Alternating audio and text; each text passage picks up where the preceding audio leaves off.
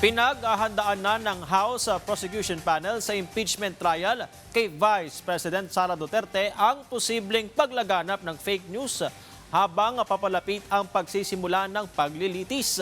Yan ang ulat ni Sheila Natividad. Sa July 6 na ang inaasahang pagsisimula ng impeachment trial laban kay Vice President Sara Duterte. Kaugnay nito, hinimok ni Lanao del Sur 1st District Representative Zia Alonto Adyong ang publiko na labanan ng maling impormasyon o fake news. Ito ay dahil magiging limitado ang access ng media sa House Prosecution Team sa sandaling mag-umpisa na ang impeachment trial. Ibig sabihin, kung walang makapagbabalita ng mga kaganapan, posible rin ang paglaganap ng maling impormasyon. Alam pa naman po natin yung ating mga House Prosecution Team, pag nag-umpisa na po ang trial, medyo limited na po yung access ng media sa kanila.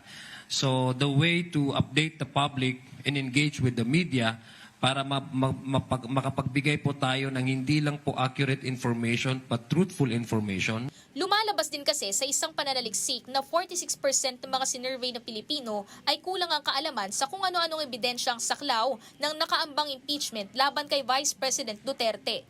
Ayon din sa isang political scientist, posibleng may kinalaman sa kakulangan ng kaalaman ng mga Pinoy hinggil sa impeachment ang paglaganap ng maling impormasyon. Beginning with the House impeachment proceedings, hanggang ngayon na nag-convene yung impeachment court, lumalangoy sa mga fake news yung ating mga kababayan in almost all platforms. And this is a challenge not only for the House prosecution team, but also the Senate as an impeachment court. Kasama sa grounds for impeachment ng BC ang kanyang naging pagbabanta sa isang live broadcast na ipaa-assassinate sina Pangulong Ferdinand R. Marcos Jr., First Lady Liza Araneta Marcos at dating House Speaker Martin Romualdez. Kasali rin ang umano'y korupsyon dahil sa irregularidad sa confidential funds na aabot sa 500 million pesos sa ilalim ng Office of the Vice President habang nasa 112.5 million pesos naman noong siya ay kalihim ng Department of Education. Kasama rin ang panunuhol, unexplained wealth, destabilization at iba pang umano'y kaugnay na krimen. Kaya naman ayon kay Adyong, ang 11-member House Prosecution Panel para sa impeachment kasama ang spokesperson nito, nakahanda ring baliin ang hindi tamang naratibo sa pamamagitan ng pagsasagawa ng regular na press briefings para tiyaking magiging maalam ang publiko. Ang pinaka-purpose po talaga ng House Prosecution Team is to give clarity to the public. All of us should also help in preserving the sanctity of the impeachment court, meaning we need to combat the fake news, no?